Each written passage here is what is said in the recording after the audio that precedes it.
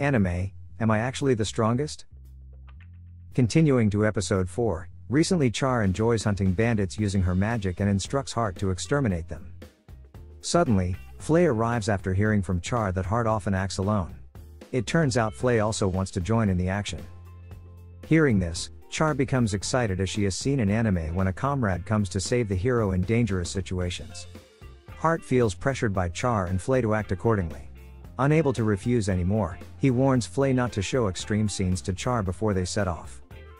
Upon arrival, the bandits are confused by the sound of people from the forest. Slowly revealing themselves, Heart introduces himself as the Black Knight in a very embarrassing pose. Mimicking her master, Flay introduces herself as the Red Soldier. The bandits are puzzled by their antics. Contrary to their promise, Flay immediately uses her fire magic to brutally attack the bandits. Heart even uses protective magic to shield the bandits from Flay's assault.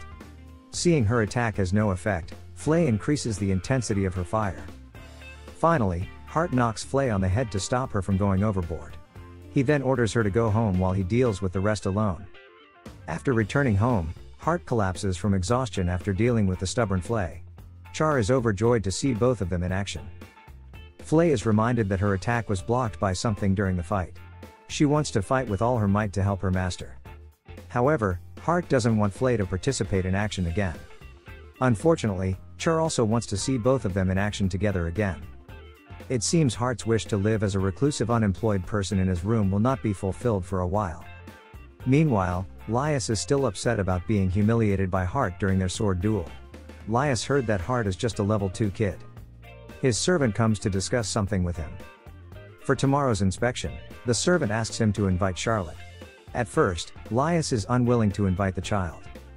However, after the servant firmly insists that it's for his own good, Lias finally agrees. On the other hand, Char returns to Heart's room after the dinner event. Earlier, Heart also attended the event, but it was his clone that went. Char brings luxurious food from the event for Heart. The clone is upset because the real Heart ordered him to attend the event and then enjoy the food without pressure. The clone can't take it anymore. He is always forced to do things he dislikes and immediately collapses after complaining like that.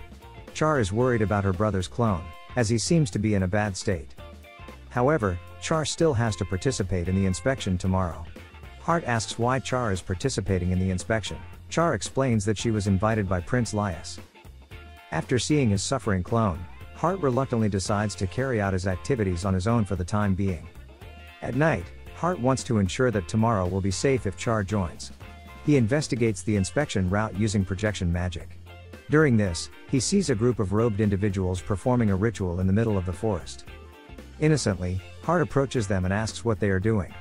He mentions that he happened to pass by and will inquire with Count Gordo to confirm their activities.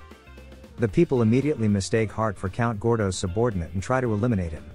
Hearing this, Heart suddenly decides not to show mercy to them. As usual, Heart defeats the enemies effortlessly. However, one person summons a group of night skeletons from the magic circle they created. Again, the skeletons prove no match for Heart's abilities. However, the defeated skeletons manage to rise again. Heart realizes that the fight will be endless if he doesn't come up with a plan. After attacking several times, Heart notices something shining within the skeletons, which he suspects to be their core. When the summoner orders the skeletons to attack again, they don't respond to his command. Instead, they turn to attack the summoner and the other robed individuals. Feeling cornered, the summoner calls forth a more powerful creature, a golem. The golem easily crushes the skeletons with its bare hands. Observing closely, Heart notices that the golem also has an object on its chest similar to the skeleton's core. Upon this realization, Heart starts attacking, aiming for the object on the golem's chest. The golem suddenly stops moving and then turns to attack the summoner, just like what happened with the skeletons. In fact, Heart was only trying to immobilize it with a protective magic spike, but it seems there was an unintended alteration in the spell. After that, Heart binds the robed individuals with the help of the skeleton army. He wants to interrogate their leader. When questioned, the leader refuses to answer any of Heart's questions. Heart suspects this is because he acted too familiar. Feeling insecure about his lack of social skills, Heart decides to bury the leader's subordinates alive if he doesn't want to talk. Unable to watch this, the leader finally reveals his identity. They are the summoning corps under direct command of the Queen. They plan to attack the convoy that will conduct the field inspection tomorrow using summoned creatures. Hart is taken aback. The queen they refer to is, of course, the queen of this country, his birth mother. In other words, their target is Charlotte Xenophus. Char is targeted because her talent is seen as surpassing the queen's potential. If Gordo supports Char, the queen fears that the kingdom will be divided. Previously, the queen also attempted to involve the imperial troops from the neighboring country in her plans. However, having failed twice, the forces directly under the queen's command, like the summoning corps, are now in charge. Hart is shocked to learn these surprising facts. It turns out that all this time, the imperial troops disguised as bandits to attack Gordo, Natalia, and Char were the queen's doing. Hart starts to despise the queen, especially since she abandoned him since birth. He will not forgive anyone who tries to harm the people he cares about, even if it's his own birth mother. The next day, Hart is on his way to the joint inspection with the others. Laius looks unhappy since earlier. Then, Char tells him that he doesn't need to be sad for losing to Hart because he never had a chance to win from the beginning. Instead, he should be proud of attempting a one-on-one fight. Marianne also adds to Char's encouragement. When Hart himself tries to calm Laius, it only makes Laius more irritated with Hart. Laius wonders why, since Hart didn't use magic when using his sword. Hart casually replies that he just imagines himself being stronger. However, Hart finds it strange when Laius and Marianne seem surprised. After all, Gordo and the others were satisfied with his explanation. Based on Hart's explanation, Laius suspects that Hart is a risen demon. The term is used for descendants of a union between a demon and a human, sometimes exhibiting characteristics of the demon race. Risen demons do have extraordinary strength, but since Hart doesn't display demon-like features, Marianne doubts this conclusion. A little while later, they finally arrive at the inspection location. It's the first time Hart has seen a wheat field. Charlotte is so excited that she runs around the field. While Gordo is inspecting on his own, Hart approaches him to discuss something. Since Hart rarely approaches Gordo, he knows it must be something important. Then, Hart asks for Gordo's opinion if it turns out that the queen is targeting Char's life.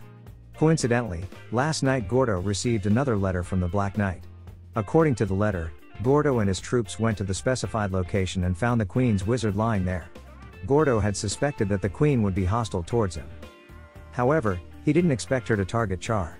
Nevertheless, she is the queen of this country, and they can't just interfere with her as they please.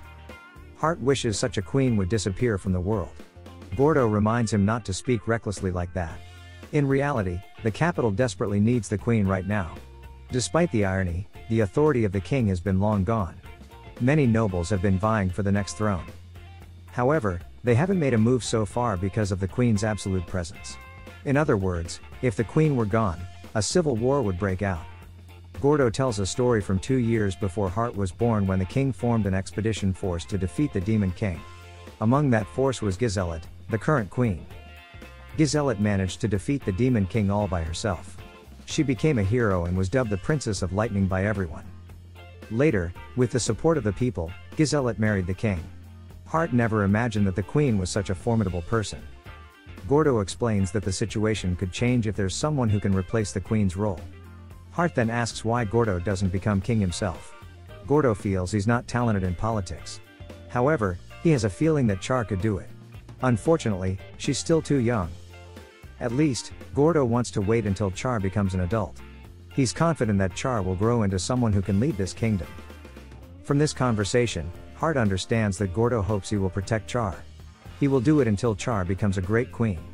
With that, Hart can live peacefully and enjoy life as a shut and unemployed person. This is the end of episode 4. Thank you so much for watching. Don't forget to subscribe so you won't miss part 5 of this series recap.